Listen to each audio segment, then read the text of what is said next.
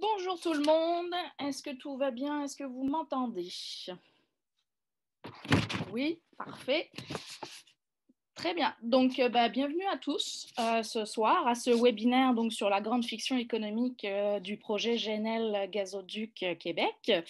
Écoutez, c'est super, on est 129 participants pour le moment, donc on est très content vraiment que vous soyez toutes et tous présents avec nous. Avant de commencer, en fait, je ferai une rapide reconnaissance autochtone, c'est-à-dire nous reconnaissons que nous sommes tous au Québec, ici sur des territoires non cédés qui appartiennent à des Premières Nations. Ce webinaire ce soir, vous le savez certainement si vous suivez le projet GNL Québec depuis un certain temps.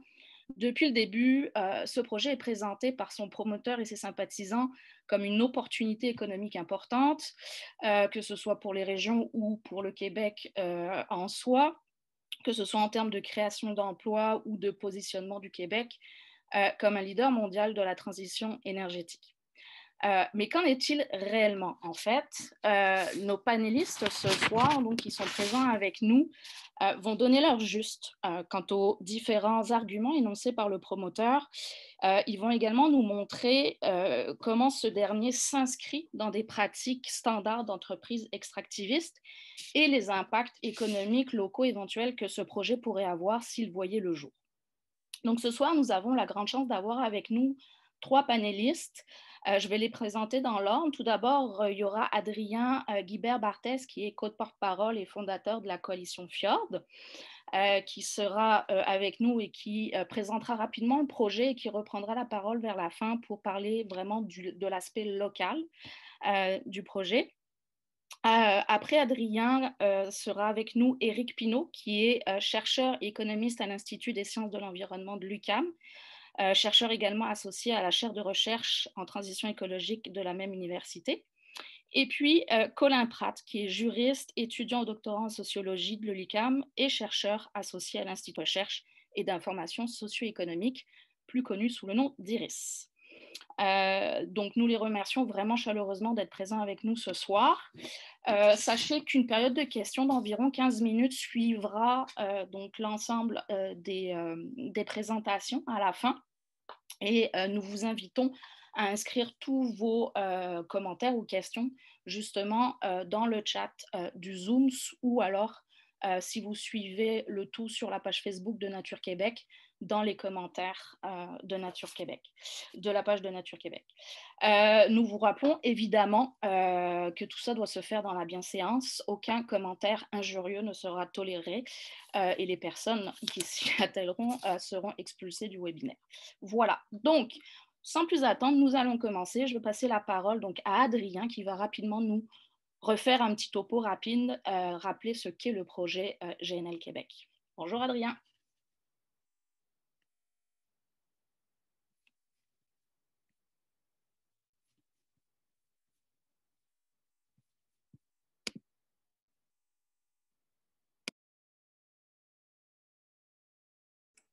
Bonjour à tous, donnez-moi juste un instant.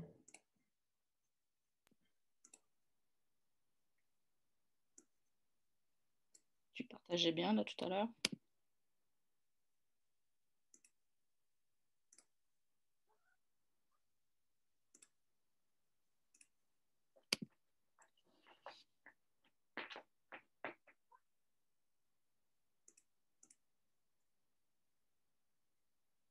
On va y arriver.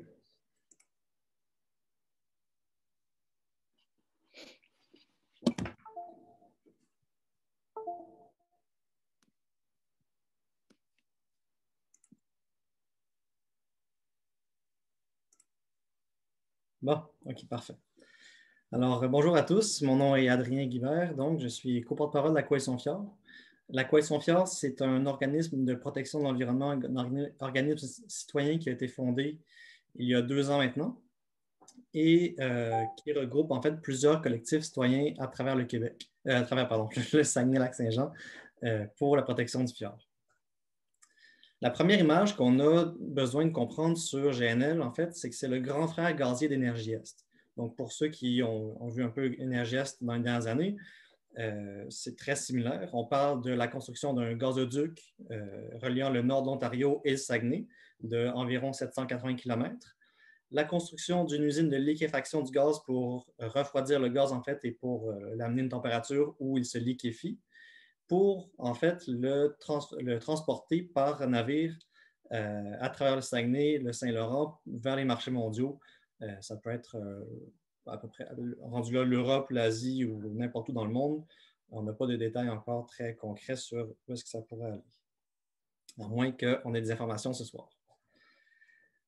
Pour le tracé du gazoduc, en bleu, vous avez le gazoduc qui existe déjà au Canada et en jaune, la section qui serait construite par l'entreprise. Donc, on voit à peu près le réseau que ça fait. Le gaz ne viendrait pas de l'Abitibi ou de l'Ontario, il viendrait en fait de l'Alberta et voire même de la Colombie-Britannique. L'usine de liquéfaction serait aux abords du Saguenay. Et donc, comme je disais tantôt, ça servirait à liquéfier le gaz qui est acheminé. Évidemment, nécessiterait une déforestation du secteur et un agrandissement du port actuel, où il y a déjà un port qui sert au vrac de marchandises. Et en termes d'installation, on peut avoir en tête des installations semblables à une raffinerie. Donc, on parle de torchères, réservoirs de gaz, des conduites et traits de réfrigération, qui est en fait le processus, le genre de gros réfrigérateur, comme certains l'appellent, pour liquéfier le gaz. Le projet a vu une mobilisation pan-québécoise assez importante. Donc, on parle d'une pétition quand même de 110 000 personnes. Il y a eu 8 manifestations qui ont été tenues au Saguenay et en Abitibi contre le projet. En Abitibi, étant donné, entre autres, principalement que le gazoduc passe là. 91 % des mémoires qui ont été présentées au BAP étaient défavorables au projet aussi, donc une mobilisation assez importante à ce niveau-là. 54 associations étudiantes représentant 350 000 étudiants. On se souvient dans les dernières années qu'il y a une mobilisation étudiante énorme pour contrer la crise climatique. Et ces associations étudiantes-là ont de plus en plus pris position contre le projet de GNL qui, pour des raisons évidentes d'augmentation de gaz à effet de serre, en fait, on se disait qu'on ne parlerait pas d'environnement ce soir, qu'on se concentrait sur une économie, mais je viens de me rendre compte qu'il y a quand même une statistique importante qu'il faut que je vous transmette, soit le fait que si le projet voit le jour, on parle d'une augmentation d'environ 50 millions de tonnes de gaz à effet de serre. Et ça, 50 millions de tonnes de gaz à effet de serre, c'est sur l'ensemble du projet, donc de l'extraction du gaz jusqu'à la combustion du gaz ailleurs dans le monde. Et ça, c'est à chaque année. En pourcentage, ça correspond à plus de 60 % des gaz à effet de serre annuels du Québec, mais qui ne serait pas qu'au Québec, qui serait à travers tout le cycle de vie. Et pour finir sur la mobilisation, il y a 91 groupes citoyens, environnementaux, scientifiques et autres groupes de la société civile qui ont pris position contre le projet aussi. Donc, ça ferait le tour pour ma présentation d'introduction. Très bien, merci beaucoup Adrien. Je passerai la parole maintenant donc à Éric Pinault qui nous parlerait donc des aspects économiques de l'ensemble du projet. Alors juste, il faut que j'enlève Adrien. J'arrive.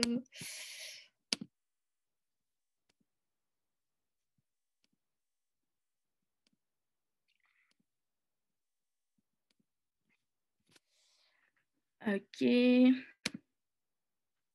Désolée, j'essaye.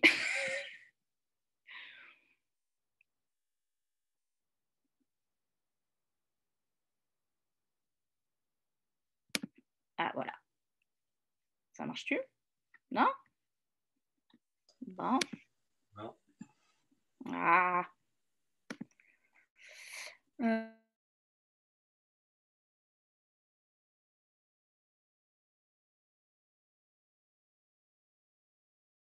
Bon, les deux. On est deux.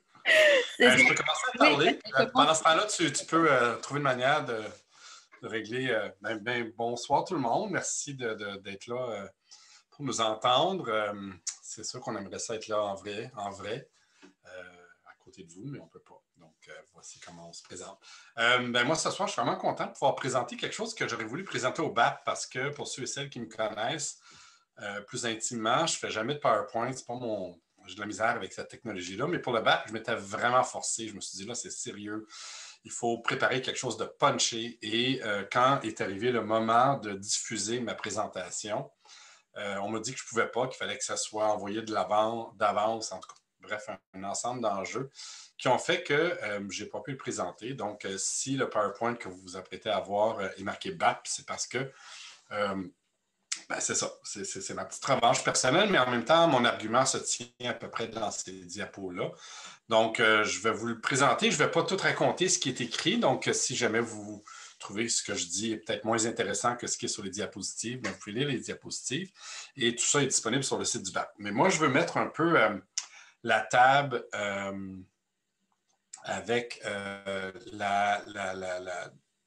dans le fond, le contexte économique en général du projet, dans quoi ça se situe comme conjoncture économique et c'est quoi les défis, et les défis, je disais, majeurs qui confrontent ce projet-là, qui font que ce n'est pas non seulement un projet qui est peut-être pas bon pour l'économie québécoise, l'économie régionale du Saguenay, du Saguenay surtout, mais par ailleurs que c'est un projet qui fait face à des risques économiques extrêmement importants. Donc, moi, c'est ce que je vais vous présenter. Et je dirais qu'il faut regarder ma présentation à la lumière de ce qu'on a appris là, dans les dernières semaines où on voit que les différents dirigeants, promoteurs des projets quittent le navire un peu comme des rongeurs et finalement qu'on sent que c'est un projet qui est chancelant.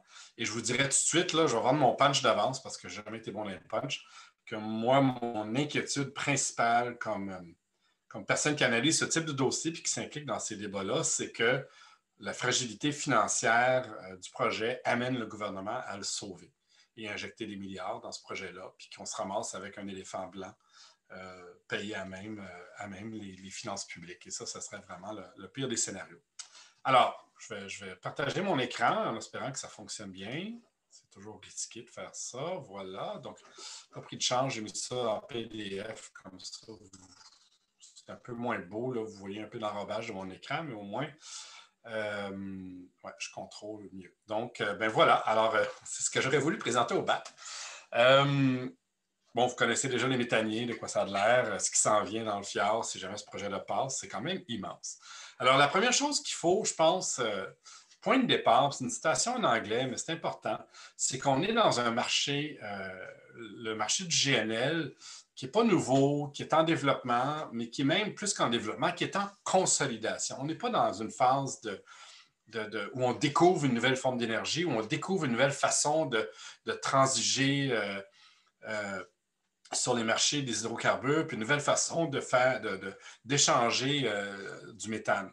On est dans quelque chose qui est en plein développement et le problème du marché du GNL depuis au moins 2-3 ans, c'est qu'il est, du point de vue même des acteurs dans le domaine, là, cette citation-là, elle vient de l'Union nationale du gaz, c'est-à-dire donc des internationales du gaz, c'est-à-dire donc de l'association qui représente l'industrie. Du point de vue même de l'industrie, en surcapacité. Il y a juste trop de gaz qu'on liquéfie, qui court après, pas assez de demandeurs de gaz liquide. Et donc, on est déjà dans un marché qui est en surcapacité et on le sait qu'il y a, et ça je vais dans quelques minutes y revenir, on sait qu'il y a beaucoup de projets en lice en ce moment. Il y a beaucoup de collectivités qui misent sur des usines de liquéfaction pour encore en rajouter dans un marché qui semble déjà saturé. Tout le monde pense à l'Asie quand on pense au GNL. On pense que c'est ça s'en va en Chine, ça s'en va en Indonésie, ça s'en va en Inde.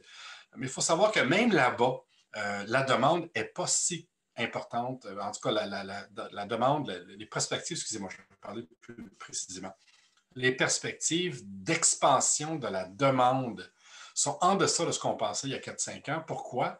Parce que ces grandes économies-là misent beaucoup sur les énergies renouvelables, un peu comme tout le monde.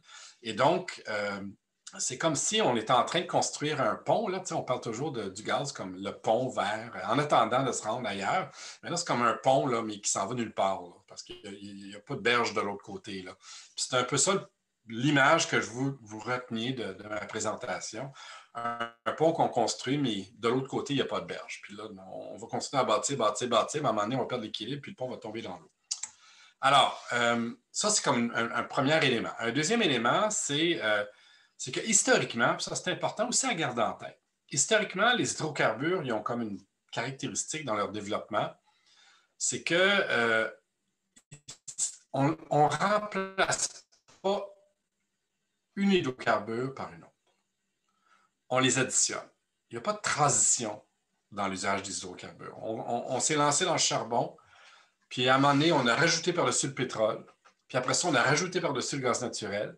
Puis le gaz naturel, comme énergie essentielle au développement industriel et commercial des économies modernes, c'est pas nouveau, là. Si vous regardez le graphique que vous avez devant vous, là, vous voyez que ça remonte le boom commence des années 70, puis ça se continue. Donc le GNL, quand les gens nous disent non, mais c'est nouveau, c'est un nouvel usage, puis ça s'inscrit dans la transition énergétique, puis non.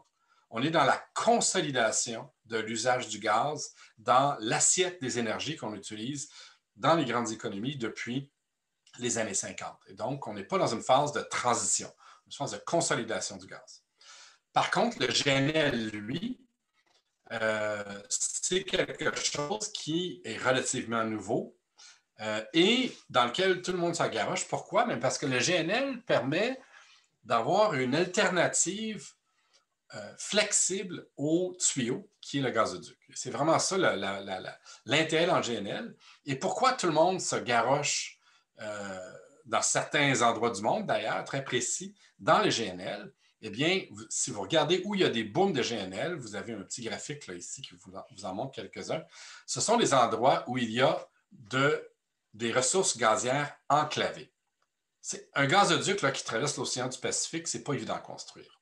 Les Russes ont de la misère à faire passer leur Nord Stream là, qui va descendre la mer Baltique, qui s'en va en Allemagne. Imaginez tenter de construire un gazoduc qui part des États-Unis puis qui s'en va au Portugal ou qui s'en va au Sénégal. Ou de l'autre côté, qui part de San Francisco puis qui tente de se rendre plus bien que mal aux Philippines. Impossible. Et donc, les continents qui, en ce moment, je ne peux pas dire noyer parce que tu ne te noies pas dans du gaz, là, tu t'étouffes dans le gaz parce qu'on en extrait trop, puis c'est le cas de l'Amérique du Nord, c'est eux qui, en ce moment, poussent pour du GNL comme leur surproduction. Et malheureusement, pour le projet GNLQ ou le projet d'énergie Saguenay, l'endroit au monde où il va y avoir une capacité de liquéfaction qui va arriver rapidement et avant GNLQ ou avant Énergie Saguenay, c'est l'Amérique du Nord. Il y a plein d'usines qui se construisent en ce moment en Amérique du Nord, surtout autour du golfe du Mexique. Il y en a une dans l'Ouest canadien. Et donc, nous, on arrive après.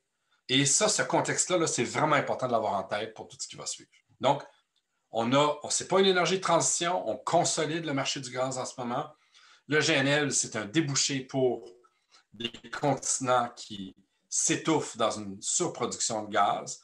Et dans ce contexte-là, on pousse pour la création d'usines à liquéfaction. Et l'Amérique du Nord, en ce moment, c'est l'endroit au monde, avec l'Australie il y a quelques années, mais en ce moment, c'est vraiment l'Amérique du Nord où on crée le plus de capacité de production de GNL. Puis on ne sait pas à qui on va vendre ça. Alors, là, j'arrive à pourquoi, donc, c'est quoi les problèmes économiques rattachés au projet de l'énergie Saguenay. Puis, je vais faire ça assez simple. Je vais regarder en général, puis après ça, je vais regarder en amont, en aval, puis je vais faire un bilan final. Puis ça va aller assez vite, là, parce que je ne veux pas laisser du temps aux autres. Alors, je viens de le dire, les perspectives de marché pour GNL Québec, pour le projet d'énergie Saguenay, sont extrêmement incertaines. On ne sait pas à qui on va vendre ce gaz-là. Ils ne peuvent pas nous le dire. Pourquoi? Mais parce que le marché du gaz, le marché du GNL, entre autres, a changé. C'est un marché maintenant à très court terme. On n'a pas de contrat à long terme d'approvisionnement. On fait des contrats spot. Là, ça s'échange, ça se deal, entre guillemets, au jour le jour quasiment. On embarque ça dans le bateau, on envoie ça, puis on ne sait même pas le bateau, il s'en va où avant qu'il quitte le quai. Puis, oups, à un moment donné, il s'en va quelque part parce qu'il y a un contrat de signé. Et donc, c'est un marché très flexible, très spéculatif, très incertain. Le problème de GNL, c'est que son gaz est très dispendieux. Ce n'est pas moi qui ai fait les calculs. Ça, c'est beaucoup Colin qui va parler tantôt, qui a travaillé cet aspect-là. Mais c'est important de réaliser qu'on a un gaz qui est très, très cher, plus cher que ce qui se produit ailleurs, à cause de la distance. On est très loin des marchés émergents les plus dynamiques qui sont en Asie. Nous, le marché le plus probable, c'est l'Europe du Nord. Puis en Europe du Nord, les perspectives de développement du GNL ne sont pas très importantes. Deuxième aspect, c'est que nous, on arrive, on va arriver après les autres. On va arriver après le Mexique, le golfe du Mexique, excusez-moi, on va arriver après la mise en service de Nord Stream. Donc, on arrive dans un marché européen qui est déjà plein de gaz. On va-t-il réussir à vendre ça? Alors ça, c'est comme un argument important, mais là, on pourrait dire, oui, mais on a un argument de vente, nous autres, on est mieux que les autres parce que notre gaz à nous, il est propre. Notre gaz à nous, il est très, très propre et donc, dans le fond, même s'il coûte plus cher, même s'il arrive après les autres, on va le vouloir parce qu'on veut du gaz en faible intensité CO2. Mais ça dépend comment on calcule l'intensité CO2. Et ce calcul-là, ce n'est pas nous qui le décidons. Ça va être l'Union européenne ou ça va être les autorités de régulation des différents pays européens acheteurs, le Danemark, les Pays-Bas ou l'Allemagne, ou éventuellement peut-être la Pologne, qui vont décider comment on calcule l'intensité CO2 d'une tonne de méthane venant d'énergie Saguenay versus une tonne de méthane venant d'ailleurs. Et peut-être que dans leur calcul, ils vont changer la donne. Ils vont peut-être dire, ben non, nous, le taux de fuite n'est pas le même, nous, c'est ça. Et donc, on ne sait pas si finalement notre gaz va être reconnu comme en ayant un avantage environnemental qui justifie de l'acheter à un prix plus élevé. Donc, déjà là, on voit qu'il y a une grande incertitude sur le plan économique. Mais on peut se dire, oui, mais pourquoi qu'on veut faire ce projet d'abord? Pourquoi on... Bien, c'est parce que, en fait, la pression, elle ne vient pas de nous. La pression, elle vient d'en amont. La pression, puis Adrien l'a dit, elle vient de l'Ouest canadien. En ce moment, dans l'Ouest canadien, on a une immense réserve non exploitée de gaz, c'est pas du schiste, c'est de la siltite. Bon, c'est une roche un peu différente, c'est du silt. C'est un peu technique, là, mais ça ressemble. C'est une roche dans laquelle est emprisonné du gaz et on doit faire éclater par fracturation la roche mère pour pouvoir extraire le gaz. Donc, ça s'apparente en termes de technologie, c'est la fracturation. C'est un immense gisement. Ça équivaut, là, le maintenir à 145 ans de consommation interne. Si on regarde la consommation interne du Canada en 2012, puis on se dit, mais mettons qu'on regarde cette consommation-là pour le prochain siècle, eh bien, c'est 145 ans. Donc, c'est immense. Puis le problème qu'on a au Canada, c'est que le marché est saturé. Les Américains en génèrent autant que nous, là. Ils ont leur gisement dans tout l'axe appalachien. Donc, ils ont leur gisement traditionnel de gaz de schiste. Et en plus, le pétrole qu'ils sont en train d'extraire au Texas par fracturation hydraulique, ils génèrent plein de gaz naturel aussi. En ce moment, on le torche, mais éventuellement, on pourrait passer du torchage. En fait, c'est ce qu'on veut faire, passer du torchage de ce gaz-là à sa valorisation comme GNL dans les usines qui sont sur le golfe du Mexique. Donc, il n'y a pas de place dans les tuyaux en Amérique du Nord pour passer ce gaz-là. Seule solution, l'envoyer ailleurs. Et pour l'envoyer ailleurs, il faut l'envoyer en bateau. Puis pour l'envoyer en bateau, il faut les débouchés portuaires, puis il faut les usines de liquéfaction. Puis il y a 2 portes de sortie pour le moment, parce qu'il n'y a pas eu assez de réchauffement climatique. Il y aurait une 3e qui sera vers le nord, mais pour le moment, il n'y en a pas. Fait qu'on en a 2, c'est l'Est puis l'Ouest. Donc, on est exactement, comme disait Adrien, dans le scénario d'Énergie Est, c'est-à-dire qu'on cherche une porte à l'Est parce que notre porte à l'Ouest, on en a une, mais on ne pense pas pouvoir en gagner une 2e. Et donc, on est dans une pression à extraire et sortir une ressource. Et GNL Québec ou Énergie Saguenay, c'est un rouage dans ce projet-là. Puis c'est un vieux réflexe économique un peu dépassé au Québec qui consiste à accueillir une ressource naturelle, la regarder passer, la transformer un peu, puis retirer peu de bénéfices finalement de cette transformation-là. Le problème, c'est que, puis ça, je vais y venir en conclusion dans quelques minutes, le problème, c'est qu'on utilise de l'énergie extrêmement propre pour le faire. Donc, ça, c'est pour les aspects en amont, comprendre les forces économiques qui sont à l'œuvre.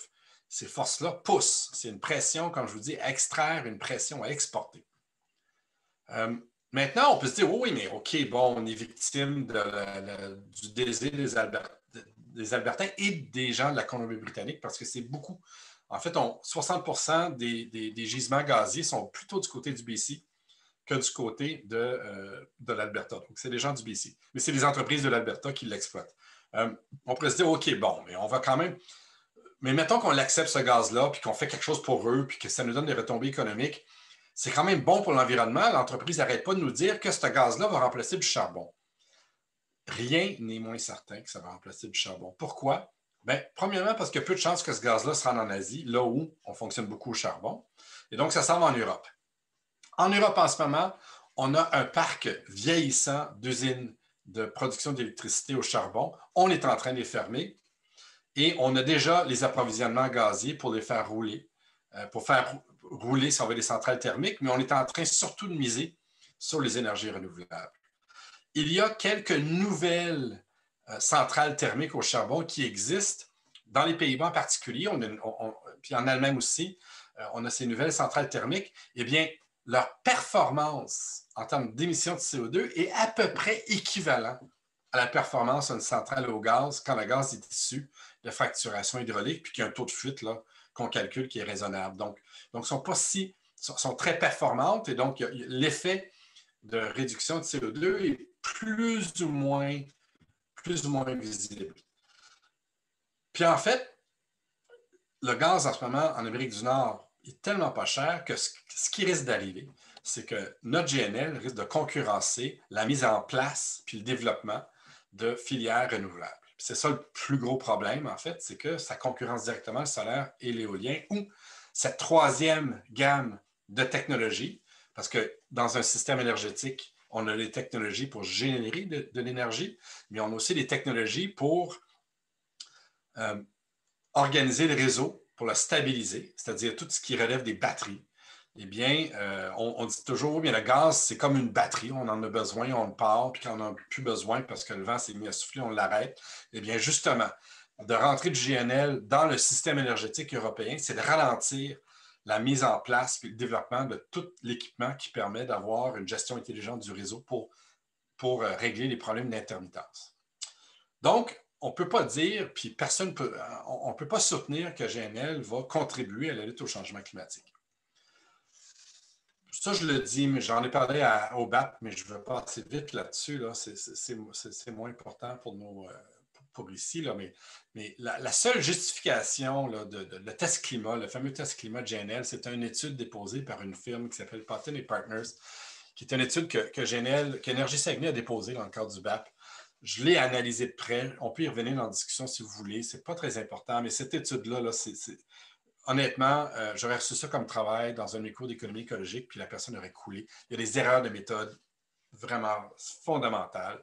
Et donc, ce qu'on peut dire, c'est que Énergie Saguenay n'a pas une étude crédible qui lui permet d'affirmer que son gaz naturel liquéfié va, de fait, avoir un impact positif sur la lutte au changement climatique et que ce gaz va remplacer des formes d'énergie plus polluantes. Elle n'a aucune étude qui montre ça.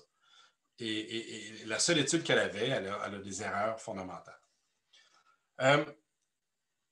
Je termine avec un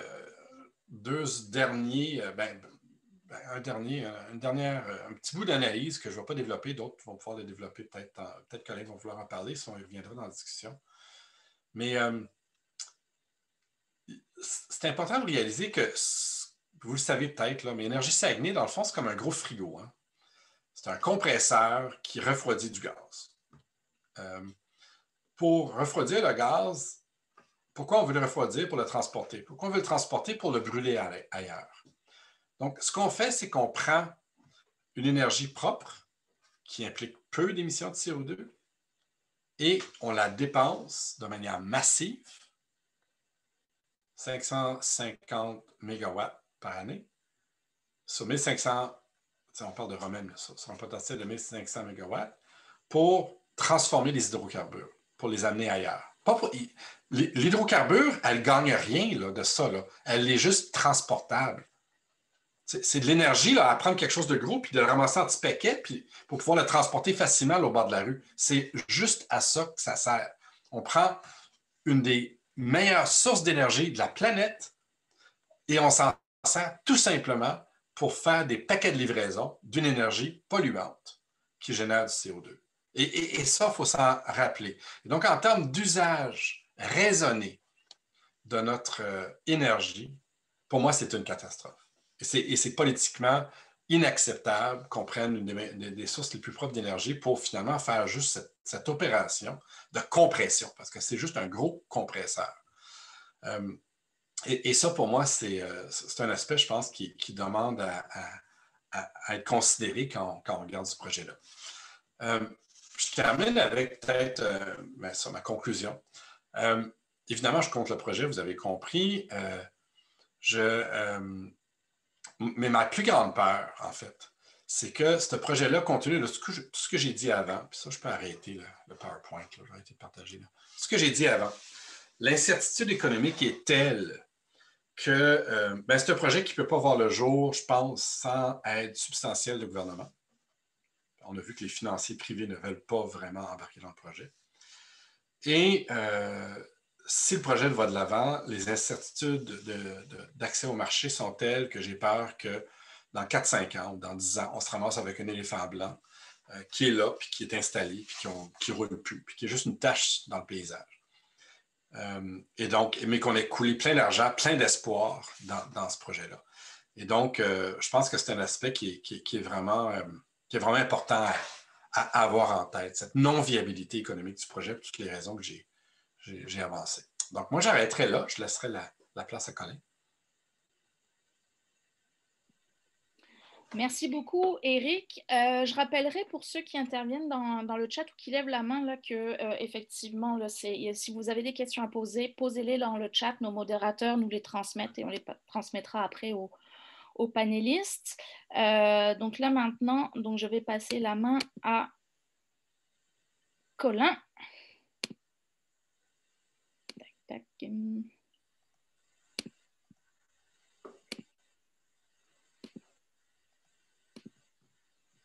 Voilà.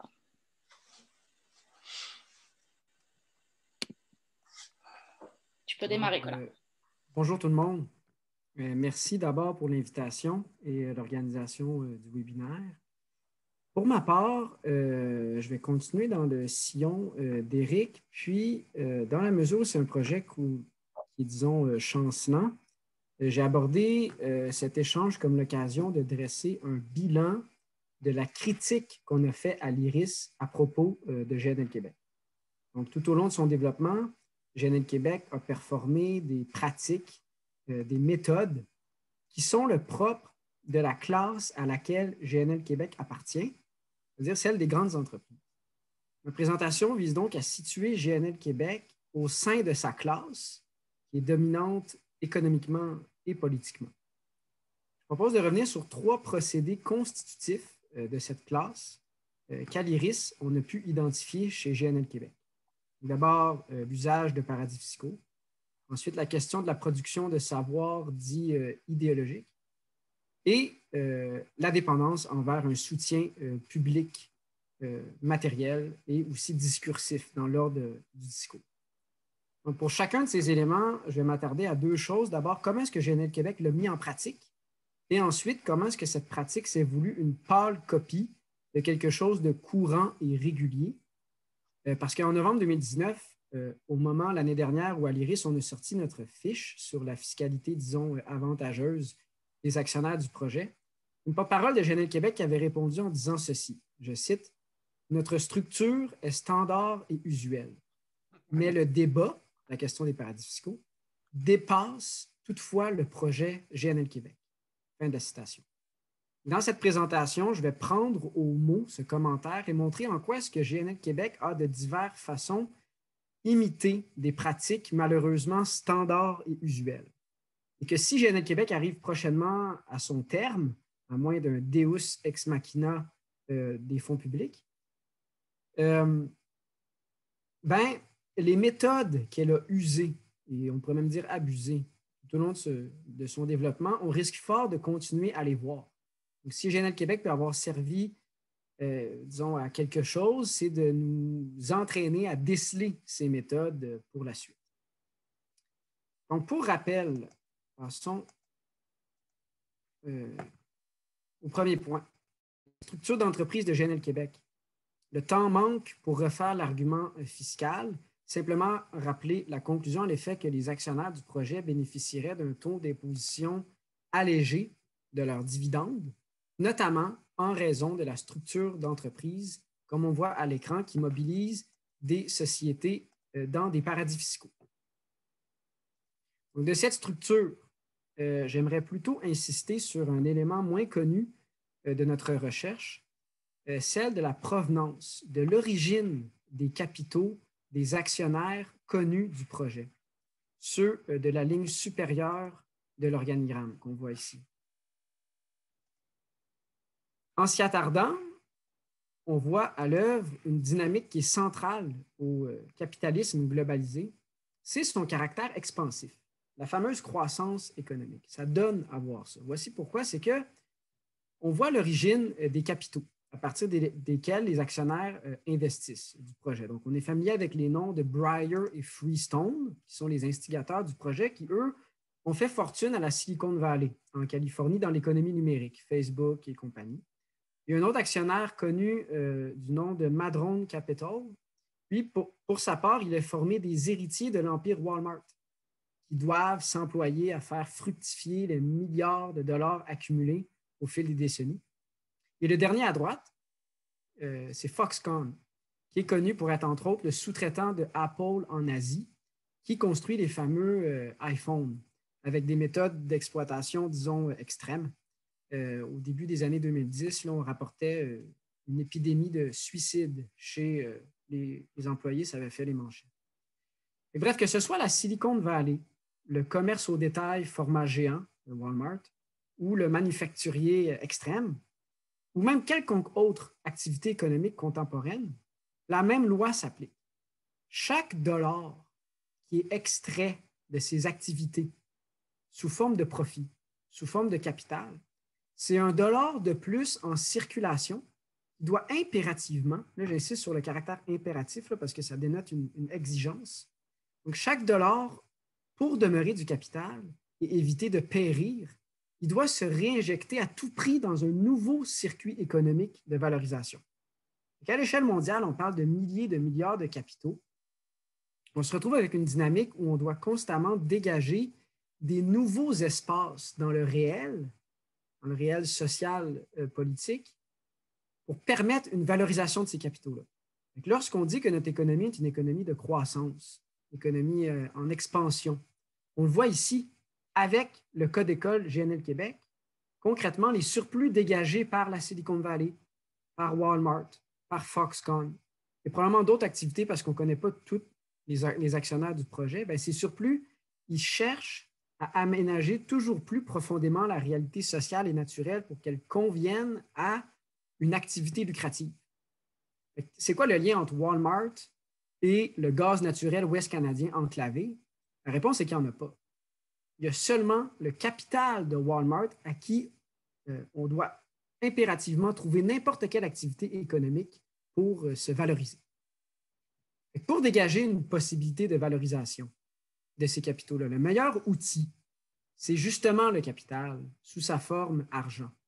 Pourquoi? Parce que le capital, pour le dire, disons simplement, c'est un droit sur le réel. C'est capable de mettre en mouvement tout ce qui se vend et s'achète. Du gaz naturel non conventionnel, ça se vend, ça s'achète. Des humains, bien sûr, qu'on peut louer à la journée sans en être pour autant propriétaire. Des machines. Bref, c'est tous les ingrédients qui sont nécessaires à l'activité désirée. En droit des contrats, il y a cette formule, tout contrat est valide tant qu'il ne va pas à l'encontre de l'ordre public.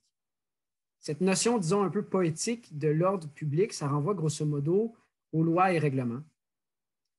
Alors, il se pose la question, est-ce que extraire du gaz dans de la roche ou du pétrole dans du sable ou même du fond des mers pour ensuite l'acheminer à des milliers de kilomètres et ensuite éviter, bien sûr, ce faisant, l'impôt sur ces activités-là le plus possible avec des recours aux paradis fiscaux. Bon, est-ce que tout ça, ça va à l'encontre de l'ordre public du point de vue des lois et règlements? Bien, posséder du capital, c'est autant un but qu'un moyen.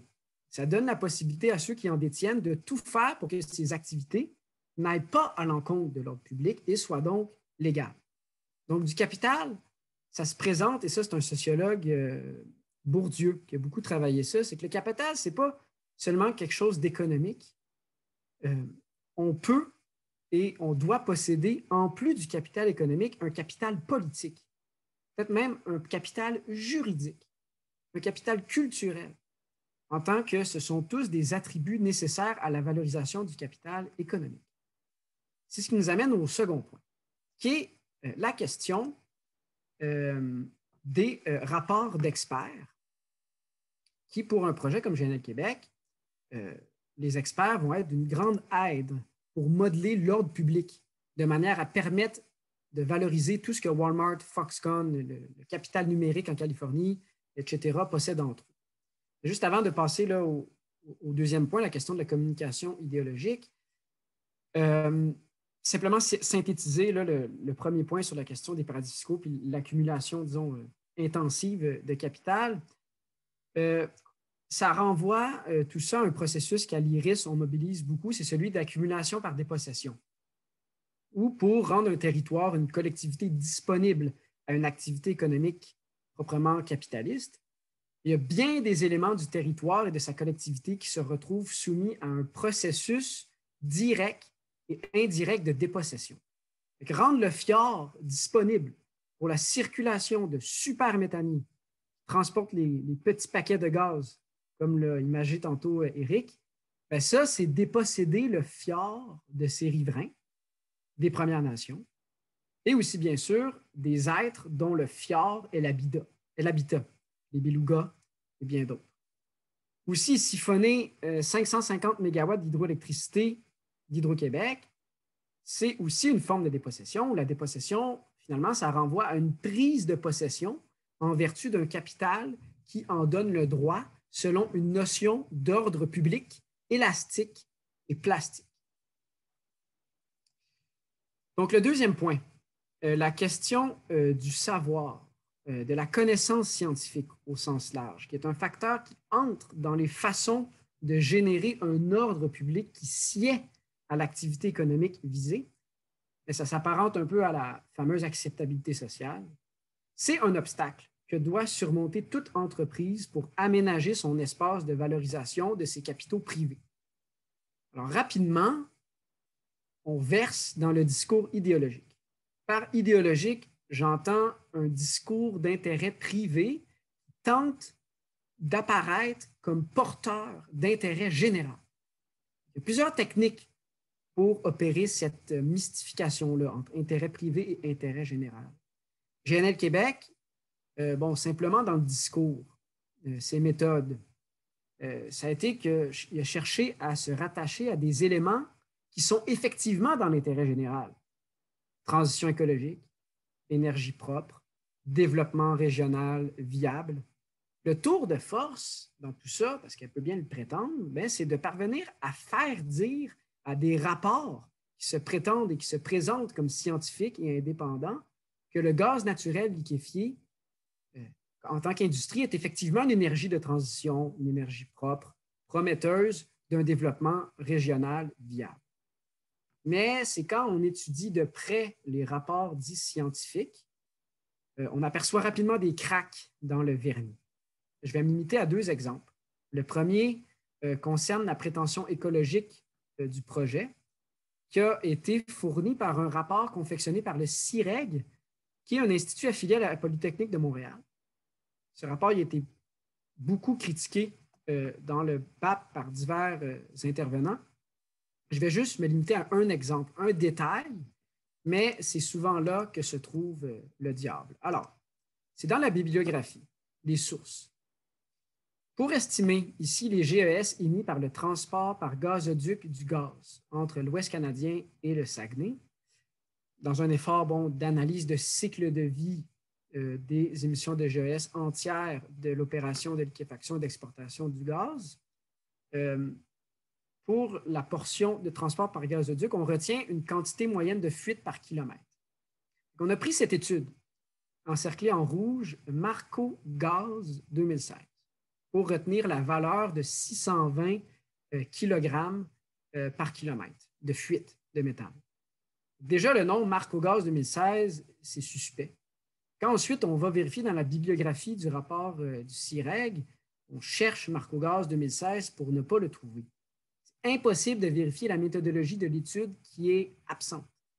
Finalement, on persiste, on réalise que marque au gaz, c'est l'organisation sous laquelle se réunissent les grandes entreprises du gaz en Europe.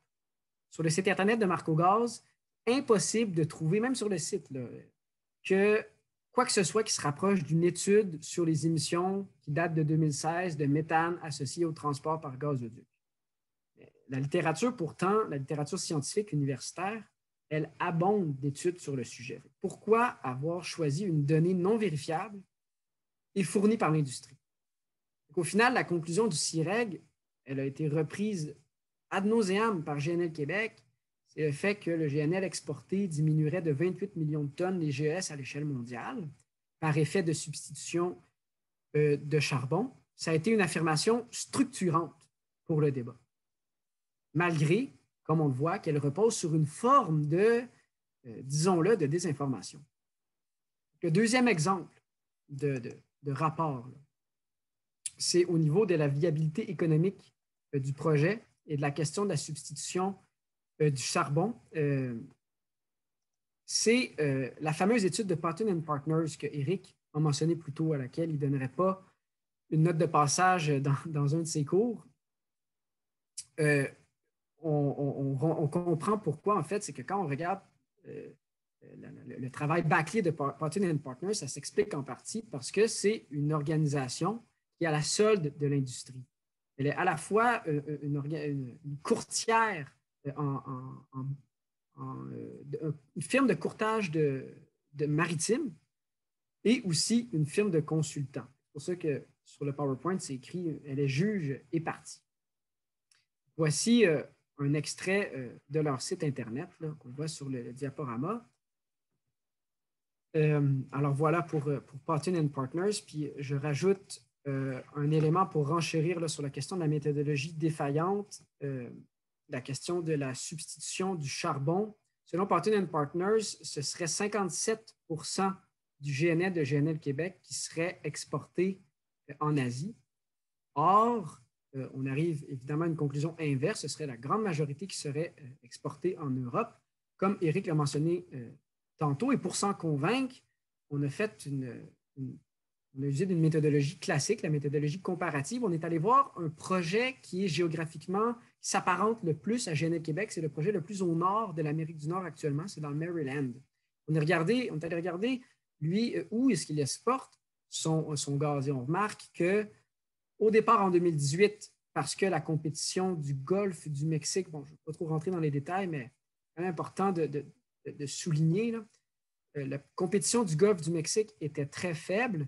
Il arrivait à exporter son gaz en Asie, mais à mesure qu'il y a de plus en plus de terminaux d'exportation qui s'ouvraient dans le Golfe du Mexique, qui est beaucoup plus près de l'Asie, qui est situé tout près du canal de Panama, tranquillement, c'est un marché que le Golfe du Mexique a accaparé pour laisser celui de l'Europe aux terminaux plus au nord, tellement qu'en 2020, eh bien, c'était environ 70% du gaz qui est exporté en Europe et 30% en Asie, plutôt que le scénario de Patten & Partners, qui est un scénario mystère, un scénario un peu fantasmagorique, là, de 57% en Asie. Alors, le dernier point des méthodes, disons, des entreprises comme GNL Québec, c'est évidemment la consécration souhaitée de GNL Québec et toutes les autres entreprises du genre. C'est une fois que le débat est meublé de fausses prétentions camouflées en rapports d'experts, bon, développement régional viable, transition écologique, on peut espérer par la suite s'attirer les faveurs des gouvernements, malgré que sur le fond, le projet GNL Québec demeure un canard boiteux. Comme Éric a mentionné tantôt, on a beaucoup travaillé les questions des coûts de production. GNL Québec correspond à la colonne tout à gauche, qui aurait des coûts de production en fait les plus élevés en Amérique du Nord et même parmi les plus grands au monde. l'industrie du gaz naturel l'industrie naturelle liquéfiée qui, elle, est déjà une filière archi-subventionnée. On peut se référer à l'article de la presse que mon collègue Bertrand Schepper et moi-même avons publié. À GNL Québec, puisque ses coûts de production sont encore plus élevés que ses compétiteurs, bien, par analogie, il devrait être encore plus subventionné par les fonds publics du fait de sa piètre compétitivité. Pourtant, GNL Québec s'est défendu vivement de son besoin éventuel en fonds publics. Ça paraît toujours mal pour le privé. Mais c'est tout de même stupéfiant que le gouvernement provincial ait ouvert la porte à financer ce projet qui est le contraire d'une transition énergétique. Même on apprenait hier là, que la portion gazoduc de GNL Québec recevrait des fonds du gouvernement albertain pour son processus, soi-disant, de carboneutralité. Donc, on disait plutôt que le surplus économique de la société est souvent mal utilisé lorsqu'il a pour objectif l'accumulation de quantités supplémentaires de capitaux. Bien, ce qui est troublant de constater, c'est que même lorsque le surplus économique est contrôlé par le public, il se laisse parfois entraîner dans des projets dont on connaît scientifiquement le non-sens pour les sociétés humaines et les écosystèmes en général. Parce qu'il faut se rappeler que ce qui fait du sens du point de vue comptable d'une entreprise, ça n'en fait pas nécessairement du point de vue social et écologique. Et notre époque, c'est justement celle de cette tension, voire des fois même de l'opposition entre d'un côté la reproduction d'un système économique et ses exigences particulières, et l'autre, la reproduction de la société sur elle-même et tout ce que ça implique, dont, bien entendu, un environnement sain. La tension entre ces deux reproductions-là qui sont, disons, différentes, qui opèrent selon des causalités puis des logiques différentes, bien, pour être précis, la tension, c'est entre, d'un côté, le processus économique et politique par lequel on aménage un espace de valorisation économique aux capitaux en circulation dans le monde, comme je disais plus tôt, les capitaux en surplus de Walmart, de la Silicon Valley, de Foxconn et de tout acabit. Et d'un côté, ce mouvement-là, et l'autre, la tension, ça s'observe lorsque cet aménagement-là d'espace de valorisation se fait au détriment de l'espace social écologique, qui a son mode d'être propre. GNL Québec, en ce sens, c'est un exemple de développement économique qui se ferait au détriment d'un espace social écologique. Et à l'échelle du Canada, si on a en tête, disons, ce serait au détriment d'un espace social écologique de l'ensemble, disons, à l'échelle du Canada, si on a en tête les champs gaziers de fracturation de l'Ouest. Alors, en conclusion, je vois le temps qui file. Je viens de passer en revue 3 modes opératoires des entreprises comme GNL Québec, paradis fiscaux, communication idéologique et subventions publiques. On aurait pu en nommer plusieurs autres, mais disons que ce sont tous des pratiques complémentaires qui donnent l'équation suivante, avec notamment les capitaux supplémentaires que fournissent les paradis fiscaux et toute activité économique d'exploitation, Walmart, Foxconn, Silicon Valley, etc. Avec ces capitaux-là, on est en mesure d'infléchir le débat démocratique au moyen notamment de discours pseudo-scientifiques qu'on produit, qu'on paye, qu'on achète, et que ces discours-là engagent l'État dans une activité économique qui pourtant nuit aux populations humaines et non humaines. Alors voilà, GNL Québec, c'est un cas d'école de ces manœuvres hautement dangereuses parce qu'elles nous enferment dans un conservatisme politico-économique qui, bien sûr, profite à certains au détriment de d'autres, incluant les écosystèmes. Et à cet égard, je renvoie à une publication de l'IRIS qui est sortie aujourd'hui, qui nourrit l'imaginaire politique, économique qui en a grand besoin pour un système économique qui fonctionne sur d'autres bases. Alors, merci de l'écoute et au plaisir de poursuivre l'échange dans la discussion. Merci beaucoup, Colin. C'était vraiment très révélateur, effectivement, de tout le système dans lequel GNL Québec s'inscrit. Maintenant, je passerai la parole à Adrien qui va nous parler vraiment des impacts locaux au niveau de l'économie. Vas-y, Adrien.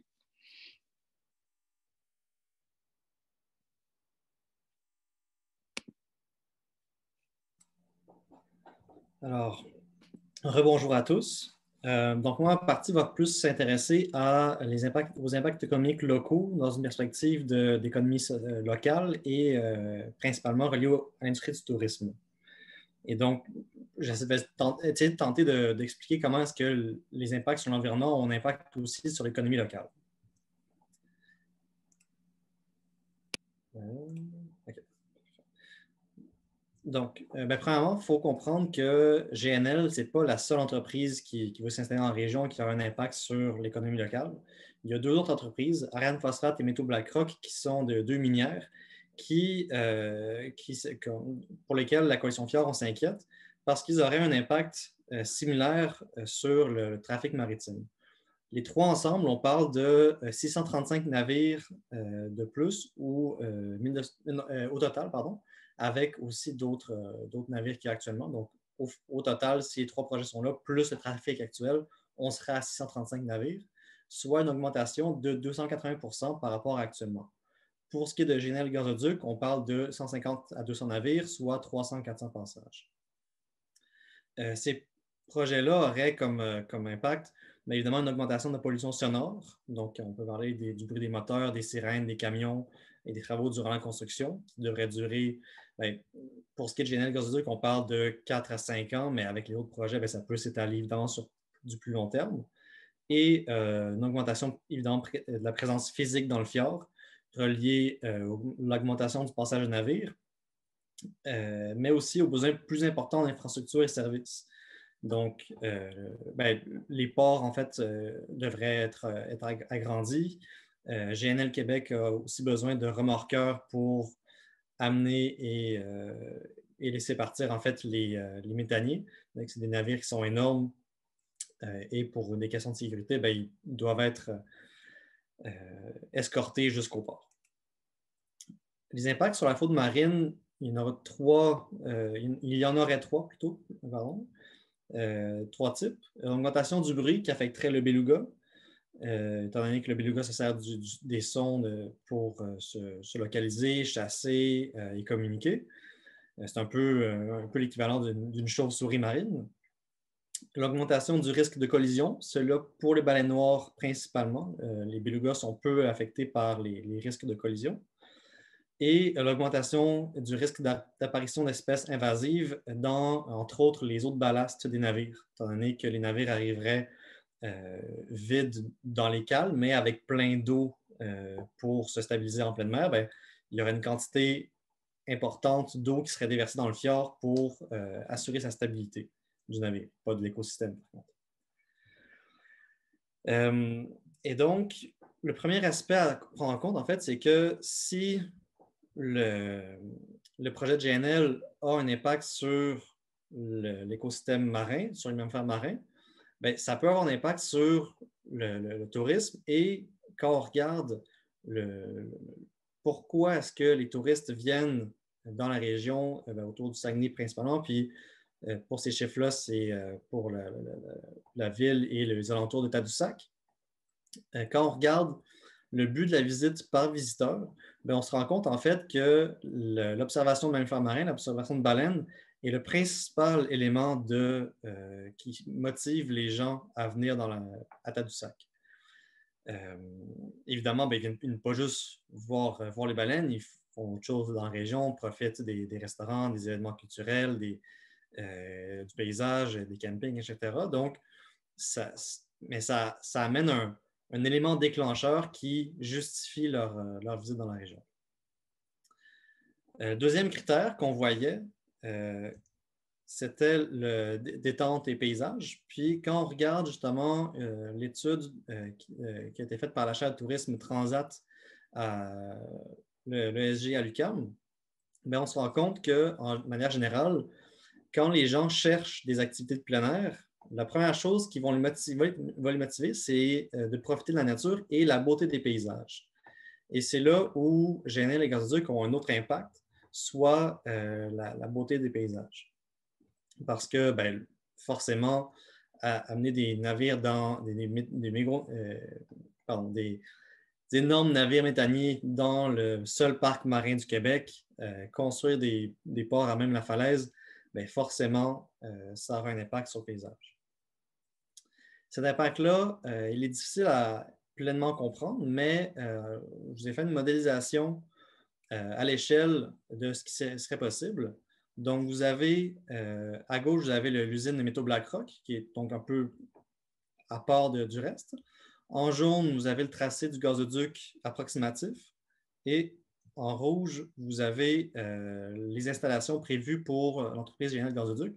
Donc, vous avez des routes pour se rendre ici et ici. Vous avez le quai qui devrait être construit avec 2 navires, les trains de liquéfaction, etc. Et pour donner une idée, vous avez ici une route qui est une super grosse route. C'est un peu plus que 2 voies. Puis le bâtiment que vous voyez ici fait à peu près 400 mètres de long. Ça, c'est le port actuel où il y a du vrac qui est transporté. Puis ça, c'est ce qu'ils veulent construire. Donc ça, c'est pour GNL Québec et Métaux BlackRock. Mais en plus, vous avez dans ce coin-là le port pour Ariane Phosphate, qui est un autre port public qui serait construit avec de l'argent public pour le projet.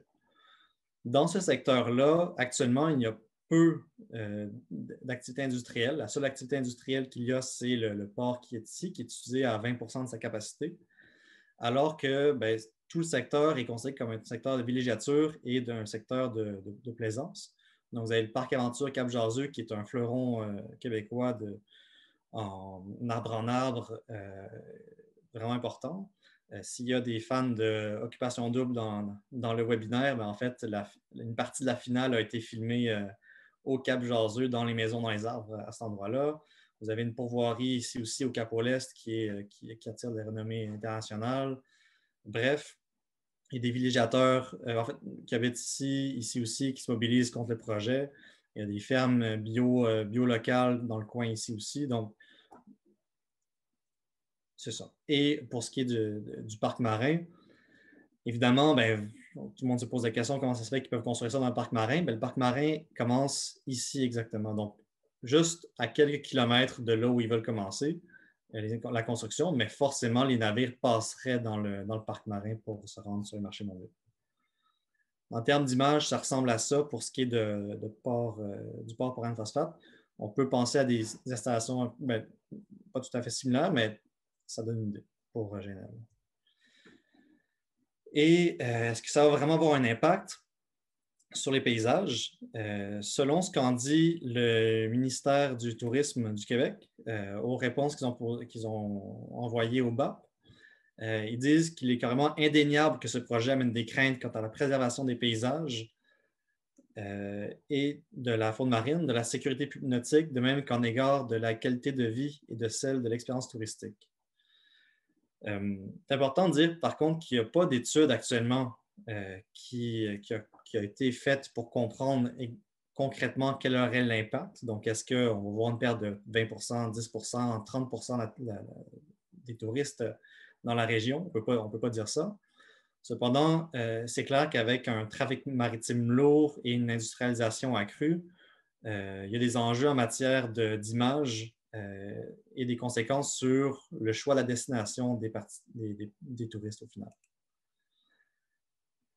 Ces inquiétudes sont partagées particulièrement par plusieurs conseils municipaux qui sont directement touchés, soit, vous les avez à l'écran, Tadoussac, Petit-Saguenay, L'Anse-Saint-Jean, Saint-Siméon et la MRC de la Haute-Côte-Nord. Il faut comprendre que si ces municipalités-là ont pris la parole, c'est cependant au prix d'efforts énormes, étant donné certaines pressions. Donc, on se doute qu'il y a d'autres conseils municipaux qui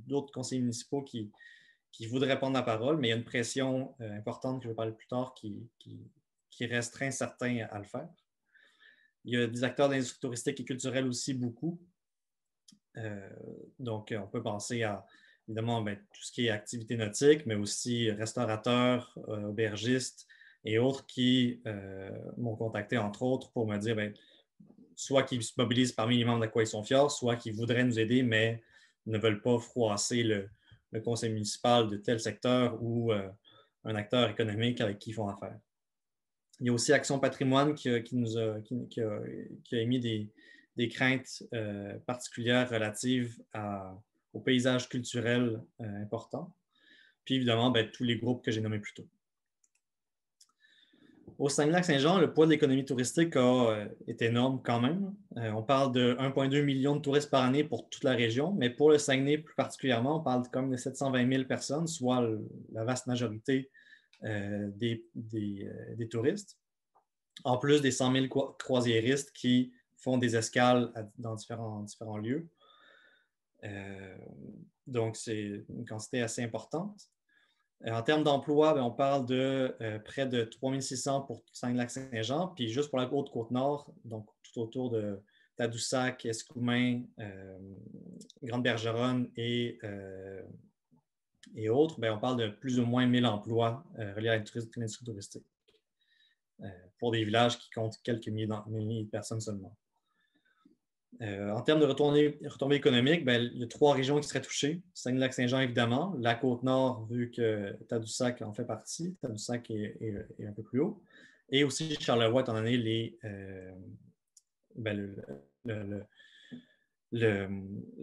croisières qui se font aussi. Mais je ne pourrais pas mettre de chiffre exact sur, par exemple, combien est-ce que Charlevoix reçoit d'argent grâce à l'industrie des baleines.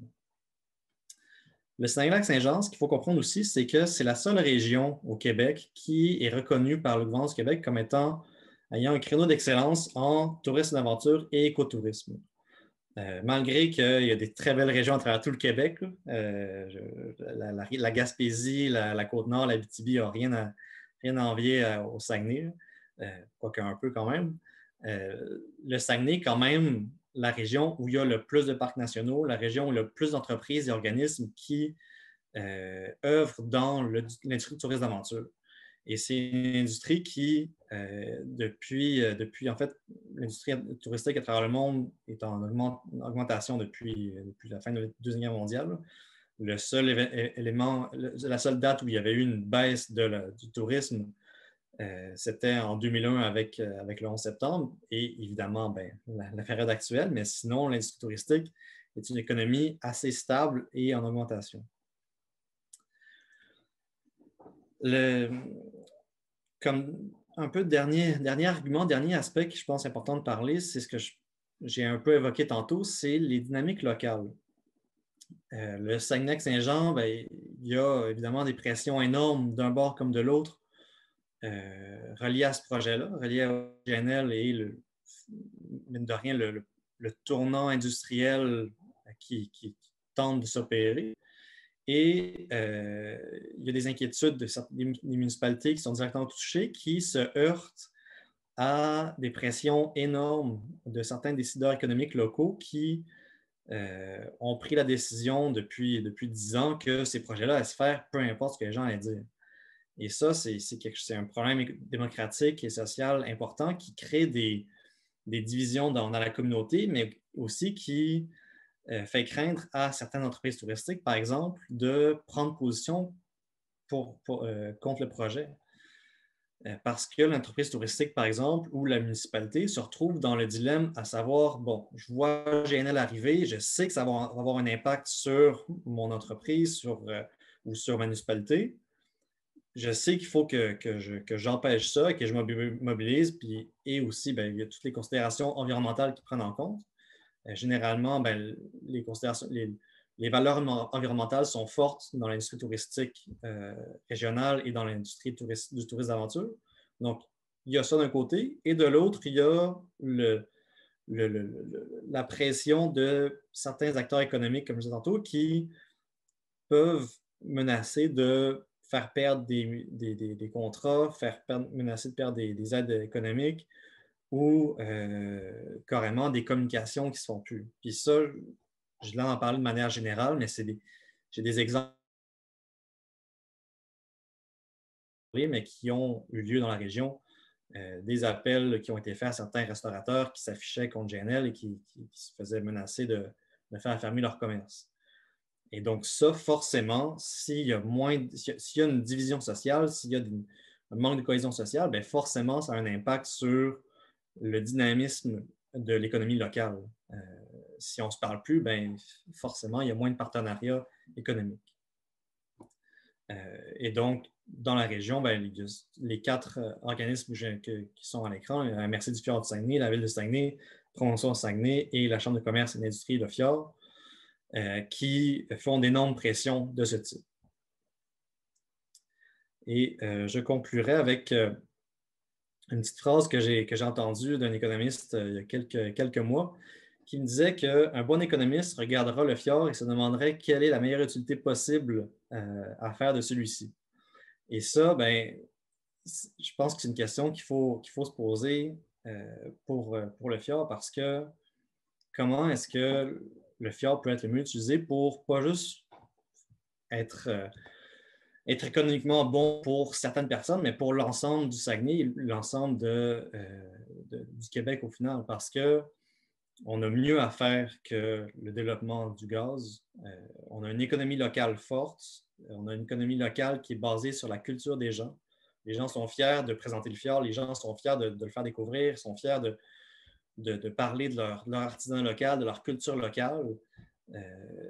Et donc, est-ce que c'est vraiment la meilleure utilisation possible que d'augmenter le trafic maritime lourd, que de l'industrialiser de ce type?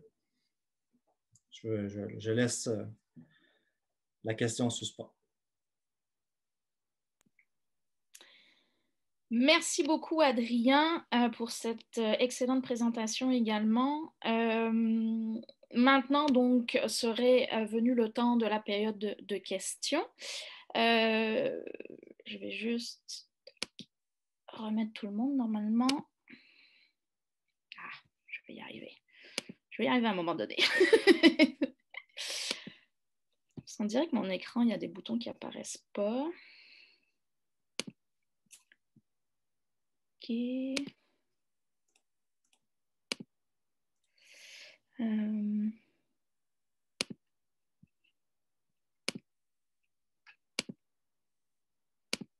En attendant, si tu permets, Céline, de peut-être répondre à une question qui avait été envoyée. Oui. Pourquoi est-ce que le gouvernement, en fait, s'intéresse toujours à GNL-Gazoduc? C'est une bonne question, puis ça se résumerait en fait à pourquoi. Puis j'aurais tendance à répondre qu'il y a des considérations politiques importantes qui, je pense que la CAQ on parle beaucoup du gouvernement du Québec, mais le gouvernement fédéral va aussi avoir un mot à dire, et peut-être même le dernier mot, parce qu'il y a des considérations constitutionnelles à prendre en compte. Il y a beaucoup de pression de lobbyistes qui se fait aussi. En fait, on n'a pas fait un recensement total final en date d'aujourd'hui, mais dans le dernier recensement que j'avais fait du nombre de lobbyistes, il y avait plus de 40 lobbyistes qui étaient inscrits par GNL-Gazoduc pour faire la promotion du projet. Et ça, c'est des lobbyistes qui œuvrent depuis 2014 pour que le projet se fasse, et probablement même, en fait, depuis plus tôt, parce que le projet a été annoncé en 2014, mais il n'est pas arrivé de lui-même comme ça. Il y a eu des pressions et du lobbying de certains, en fait, du cabinet du maire Jean Tremblay, le maire de la ville de Saguenay, qui a été fait depuis avant ça, peut-être même en 2010, en fait. Merci beaucoup à Adrien pour ces précisions. Donc, beaucoup de questions dans le chat ce soir. Vous êtes vraiment content des présentations et ça vous interpelle. Il y a une question peut-être à Éric ou Colin. Vous avez parlé des investisseurs qui sont... il y a présentement un problème là, en termes d'investisseurs privés pour la compagnie. Est-ce que vous savez s'il y aurait des investisseurs québécois intéressés par le projet? Je peux peut-être commencer, puis Colin peut peut-être me corriger si jamais je dis n'importe quoi, mais moi, ce que je sache en ce moment, ça ne se bouscule pas au portillon, ni au Québec, ni ailleurs. Je pense qu'il y avait, de la part de la communauté des investisseurs privés, un désir de prendre des participations dans les projets de GNL en général, voyant ça comme un secteur émergent dans lequel il fallait avoir un petit orteil au moins d'un portefeuille pour pouvoir s'assurer d'aller chercher les gains qu'il y avait à chercher là. C'est ce qui, par exemple, peut-être, c'est ce qui était derrière la participation de Berkshire Hathaway, mais les autres, finalement, ils ont trouvé que Énergie Saguenay n'était peut-être pas le meilleur cheval sur lequel embarquer. Donc, à ce que je sache, sinon, on n'est pas dans une situation où on voit un consensus de la communauté financière québécoise autour d'un projet avec la Caisse des dépôts qui embarquerait le Fonds de solidarité, Investissement Québec et tout ce noyau qui structure et qui se met derrière un projet. Donc, je ne sens pas ce même momentum-là, mais peut-être que Colin, je ne sais pas. Je suis du même avis que toi.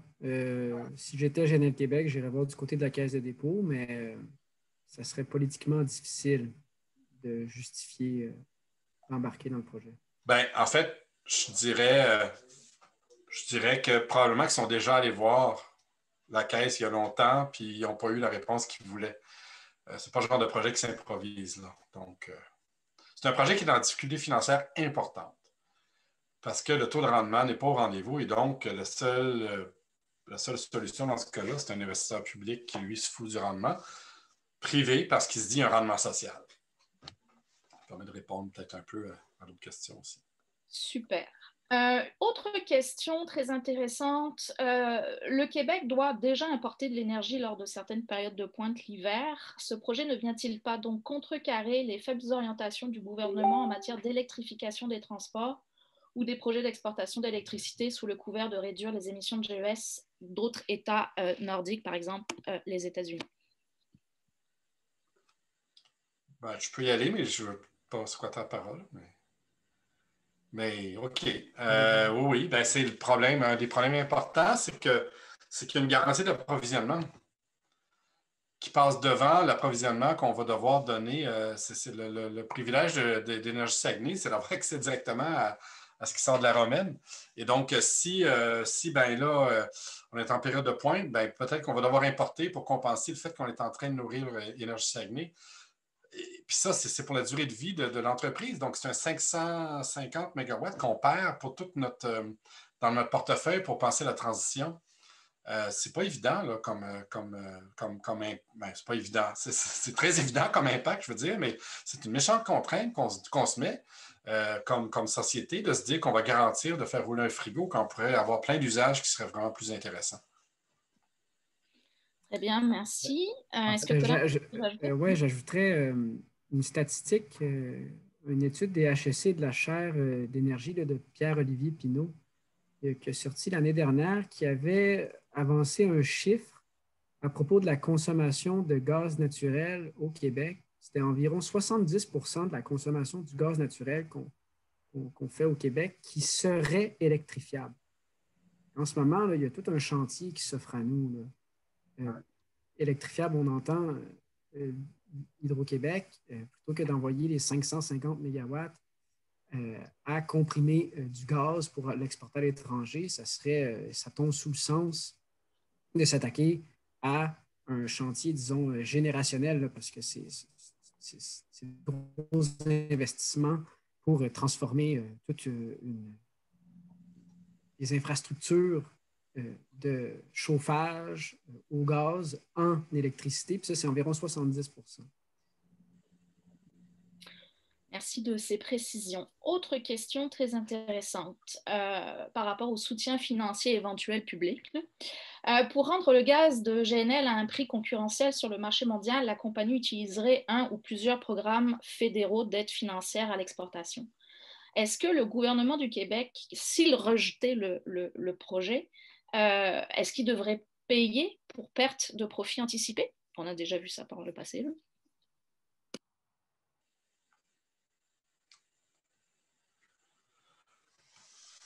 Je pense qu'il faudrait qu'il fasse la preuve qu'il est capable de mettre sur pied, de démarrer. Il faudrait qu'après ça, qu'il fasse le lien, qu'il dise la seule raison qu'on n'a pas eu nos financements, c'est parce qu'il y avait trop d'incertitudes politiques. En tout cas, il va falloir qu'il se lève le matin, là, puis il faudra qu'il paye ses avocats longtemps avant de pouvoir avoir ça. Ils ont de la misère à garder leurs employés là, en ce moment-là. Comment ça? En tout cas. Très bien. Autre question. Au Québec, quels seraient par exemple des usages du capital allant dans le sens d'une transition énergétique et quelle politique publique favoriserait ce genre d'investissement? J'ai l'impression que ce serait une question pour Colin, ça peut-être, ou avec l'étude de l'IRIS qui est sortie aujourd'hui. Déjà, le grand chantier d'électrification de nos usages de gaz naturel, ce serait déjà une très bonne chose.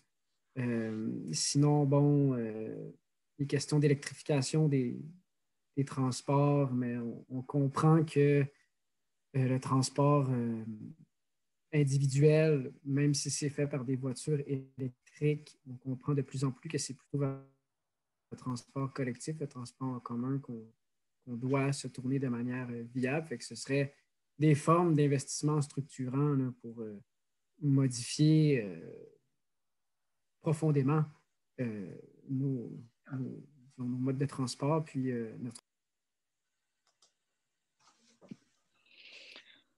Merci. Oui, Éric? Oui, il y a un enjeu industriel important dans la région qui n'est pas juste... oups, je vais la baisser là. Ah, j'ai la misère. Voilà. Il y a un enjeu industriel pour la Côte-Nord puis pour le Saguenay. C'est une source d'énergie combustible avec une haute intensité qui dégage une haute intensité énergétique d'un coup. C'est pas évident de faire ça avec l'hydroélectricité. Et la source la plus prometteuse, ça serait l'hydrogène. Mais ça demanderait beaucoup d'investissement, ça demanderait qu'un gouvernement se commette, ça demanderait, dans le fond, un effort. Le problème, c'est qu'en ce moment, ce qui concurrence l'hydrogène, c'est précisément le GNL. Et donc, on l'a vu, là, il y a, je ne me rappelle plus quel, c'est ArcelorMittal qui a fait sa grande annonce qu'elle va convertir ses systèmes au mazout avec des systèmes au GNL. On aurait pu aller vers l'hydrogène. Le problème, c'est qu'il faut avoir une politique industrielle pour développer cette filière-là, ça demanderait. Et donc là, on a vraiment un cas de substitution parce que l'hydrogène au Québec, on est capable de le générer à partir de l'hydroélectricité. On n'a pas besoin de passer par le gaz naturel. Donc là, il y a vraiment concrètement quelque chose à faire qui demanderait des milliards et qui serait beaucoup plus intelligent que de faire rouler un frigo.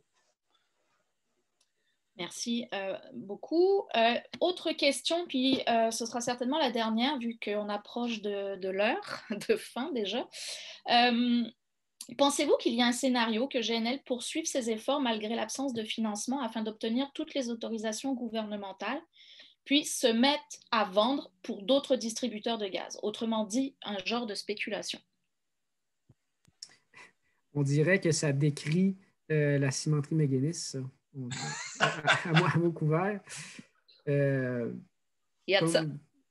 Comme Éric a dit tantôt, ça serait très surprenant parce que ça les prend, les milliards. On disait tantôt là, que le capital, c'est un droit sur le réel. Ben, pour lever des forces de construction, ça les prend, les dollars. Puis s'ils ne les ont pas, ben, il n'y a pas de réel. Ouais, j'abonde dans le même sens. Je pense que non, parce que c'est pas un produit qui. Même, on en discutait, moi puis Colin, puis c'est Colin qui me faisait valoir le GNL qui va être importé sur la côte nord du Québec. Probablement que ça ne viendra même pas du Saguenay, il est trop cher. Ils vont aller chercher ça sur la côte est américaine. Fait que c'est pas un projet. Non, je pense pas que c'est un projet qui a une valeur spéculative. Je pense qu'on est. Il faut continuer à faire beaucoup de pression juste pour pas que ça devienne un éléphant blanc du gouvernement du Québec. Moi, je pense qu'on en est là. La pression doit être importante, constante, parce qu'on est en train de gagner, mais on n'a pas gagné encore. Fait que c'est décisif ce qui va se passer dans les prochaines semaines en termes de pression pour que la CAQ ne sente pas qu'elle a une fenêtre dans laquelle elle pourrait venir appuyer le projet, puis finalement se dire on a créé des jobs au Saguenay, puis c'est ça qu'il faut éviter, vraiment, selon moi. Oui. Le projet est très fragile. C'est comme un point d'équilibre, là, puis la plus petite pression peut faire toute la différence en ce moment. -là. On a déjà vécu ça, moi, puis Anne-Céline, avec un projet antécédent. Sans m'amener, là, c'est ce point d'équilibre. Là. Fait que là, il faut pousser.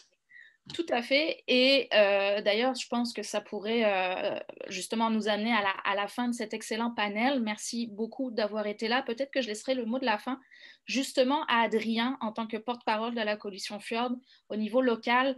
Peux-tu nous dire justement qu'est-ce qui va être important à faire dans les prochains jours, les prochaines semaines pour continuer à mettre cette fameuse pression-là et faire en sorte que ce projet-là ne voit jamais le jour? Oui, ben en fait, on a d'autres webinaires qui s'en viennent dans les prochaines semaines, si jamais ça vous intéresse. Ça va être publié sur la page de la Cohésion Fjord et de Nature Québec et des organisations qui ont participé au webinaire d'aujourd'hui. Sinon, ben en fait, le rapport du BAP devrait sortir au courant du mois de mars. On n'a pas de date exacte encore, mais au maximum, il devrait être déposé, il devrait être rendu public en fait le 24 mars. Et on a besoin d'avoir une mobilisation importante en termes d'appels aux députés, de courriels. On a besoin que les gens, en fait, de plus en plus, même si on est quand même une bonne gang ce soir, puis on a une pétition de 100 000 personnes, on a eu des mobilisations depuis 3 ans importantes, mais ce n'est pas fini, il faut qu'on continue de le faire. Donc, passez le mot, écrivez des lettres dans les médias, contactez vos groupes environnementaux locaux pour que la mobilisation prenne de l'ampleur. La pétition est toujours en ligne d'ailleurs. Vous pouvez la signer au www.non-gnl-québec.com. Tout à fait. Ben, sur ce, merci énormément, Éric, Adrien, Colin, d'avoir été avec nous ce soir. Je remercie aussi tous ceux que vous ne voyez pas, mais qui sont derrière la technique. Il y a eu quelques petits couacs au début, mais on s'en est sorti au final. Donc, Rebecca, Gabriel, Alison, tout ça, merci beaucoup. Comme le disait Adrien, prochain webinaire, normalement le 24 février. Là, ça va être vraiment sur justement le rôle des régions dans cette fameuse transition écologique et sociale qu'on veut mener avec des exemples concrets, parce que ce n'est pas tout de s'opposer à ces projets-là, mais qu'est-ce qu'on veut pour le futur? On a déjà une bonne idée de ce qu'on est capable de faire, ce qu'on pourrait faire, donc parlons aussi des solutions, c'est vers ça qu'on veut aller. Donc on se donne rendez-vous le 24 février. Merci vraiment à tous ceux qui ont assisté à ce panel-là. Au plus fort, on a été plus de 150 participants, donc merci beaucoup. Et on se revoit prochainement. Bonne soirée tout le monde.